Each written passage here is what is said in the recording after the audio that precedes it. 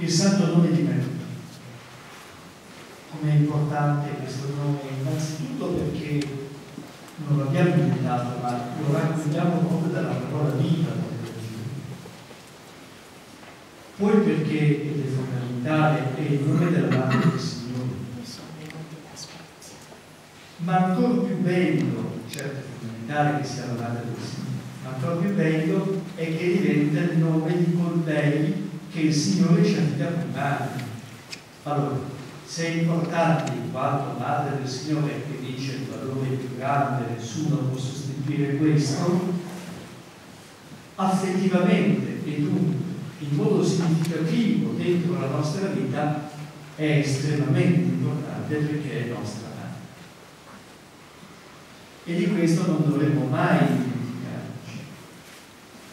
Perché noi quando ascoltiamo qualche cosa, anche la stessa fede,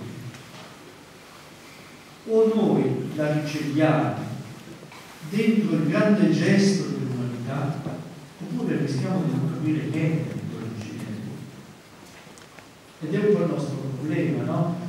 Ascoltiamo, sentiamo e poi diciamo non cambia niente dentro la nostra vita. Certo, se non lo ricevi dentro l'abbraccio della umanità, le parole non ti cambiano.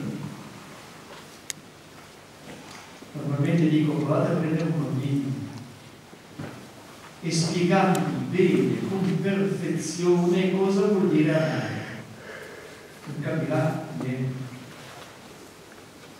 Ma se quella parola, tanto che gliela spiegate, lo prendete, lo abbracciate, gli fate sentire il calore della mamma, capisci tutto, dice questo è amore. Ecco perché è importante la figura di Maria dentro la nostra vita. Perché è vero che ci porta alla grande parola di Dio del Padre, però quella parola è portata dentro un abbraccio caldo di una madre, con qualcosa di fortemente significativo per noi, senza il quale arriverebbe un bel messaggio perfetto, ma che non cambia la vita di nessuno.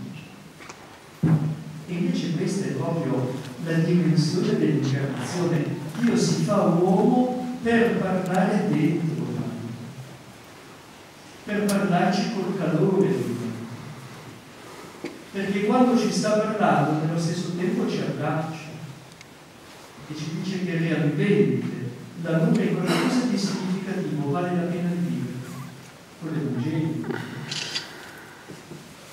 E allora quanto è importante il nome di questa madre? Perché conoscere il nome vuol dire non solo sapere un riferimento anagrafico. Maria si chiama Maria, che ne so, non si chiama Elisabetta. Vuol dire poterlo chiamare, poterlo invocare, poter tirare l'attenzione su di noi, invocando per lui.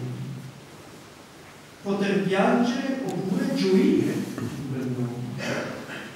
E sapere che in quel nome non c'è la nostra fantasia, ma la concretezza di Dio. Questo è il tuo figlio, dirà. Questa è la madre. E allora vivere questo nome direi che è qualcosa di fortemente significativo. Ripeto, sia perché Maria ci porta il Signore Gesù, nasce in te, è vero che come Dio è Dio dall'eternità, però come uomo, è uomo del grembo della Vergine Maria. Se è vero che il padre di Gesù, il padre che riesce, ieri l'abbiamo sentito, no? Proprio nel Vangelo, viene detto con chiarezza che non temere di prendere con Maria la sua sposa. È altrettanto vero che la madre è Maria, che proviene dalla nostra umanità.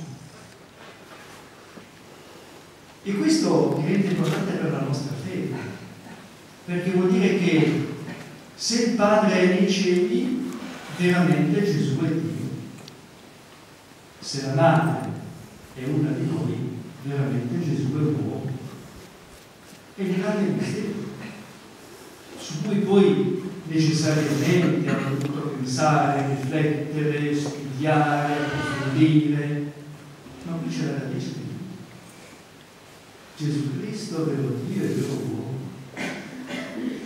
poi è ancora più bello pensare che quel nome Maria l'ha pronunziato lui, perché Gesù è cresciuto, è vero, Dio è Dio, ma come uomo è cresciuto come noi. Dice il Vangelo, cresceva in età, sapienza, grazia di fronte a Dio e di fronte a lui. E allora ha fatto, certo, tolto il peccato che non ti appartiene mai, però ha fatto tutte le cose che abbiamo fatto noi crescendo. Anche quello di dire mamma e probabilmente anche quello di dire Maria.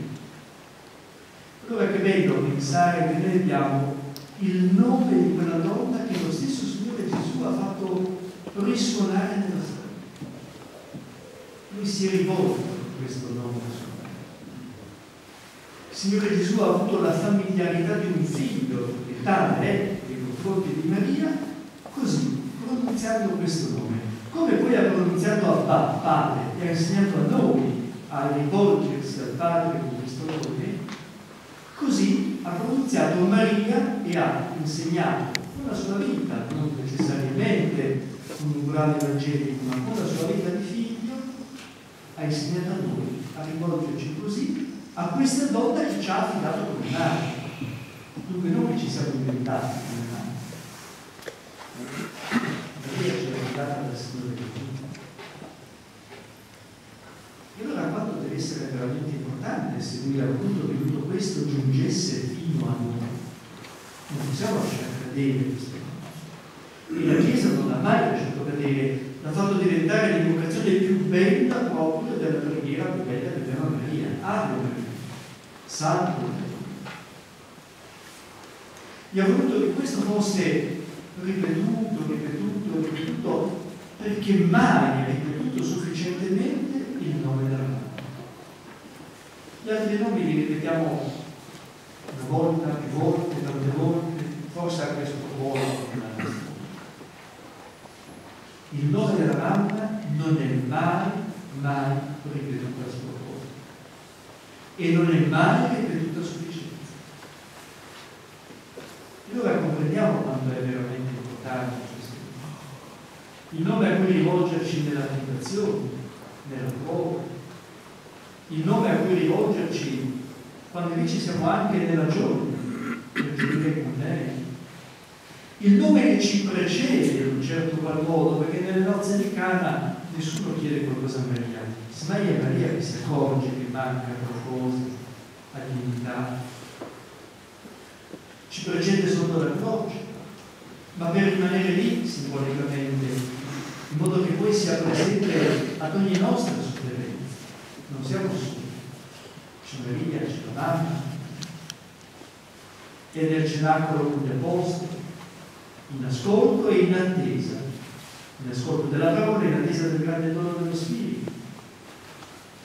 E poi, siccome Maria, sappiamo, è assunta in cielo, è bello, questo non ce lo ricordiamo mai noi nella fede, è un grave peccato, non di quelli da confessare, è un grave peccato questo.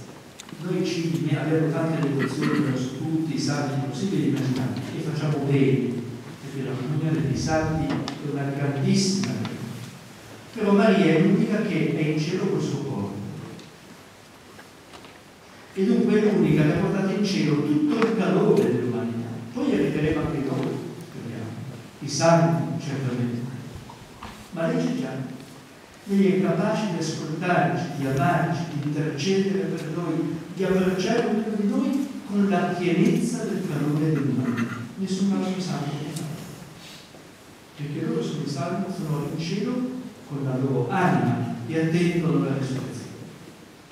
Solo Maria è così piena nel suo essere di fronte a Dio da essere già in cielo, in anima e in corpo. Grande mistero, facciamolo scendere alla concretezza della nostra vita. È l'unica che ci può far sentire il calore di mamma nella sua pienezza, perché lei è nella pienezza. E allora come facciamo a rivolgerci a lei? Sarebbe una follia. Ecco perché la Chiesa ci dona il nome di Maria, per venerarlo, onorarlo, ricordare in lei l'incarnazione del Figlio di Dio, adorare adorare il grande dono che lei ci ha dato, che è suo figlio, e venerare lei, che ne è madre, soprattutto essendo diventati anche noi suoi. E capogliamolo così, perché abbiamo bisogno, tornando alla nostra vita quotidiana, di sapere che c'è un nome che possiamo pronunciare, un cuore che certamente ci ama, una creatura che veramente ci fa sentire il suo valore materno, perché tale è il nostro confronto, nella gioia e nel dolore, nella sofferenza, o in un momento di vera luminosità della nostra vita, abbiamo sempre Maria, che sta al nostro fianco, cammina con noi, vede singolarmente ognuno di noi, ascolta le nostre richieste, anzi ci precede, quando ancora non lo sappiamo, lei ha già voluto intercedere per noi, per il suo Padre, ci chiede una sola cosa, quello che ha chiesto alle nostre vite. Fate quello che vi volete. Maria è contenta solo se noi viviamo con fedeltà quello che il Signore, con il suo figlio, ha voluto noi. Fate quello che lui vi dice. Accogliamolo così, e quel nome non dimentichiamo mai. Ogni volta che o lo invochiamo nell'Ave Maria, o lo invochiamo con un capitolo, ricordiamoci di quale grandezza, di quale maternità e di quale calore capace questa donna. Non perché scelto da noi, ma perché donato per il figlio dall'alto della croce. Ecco, tua madre, ecco.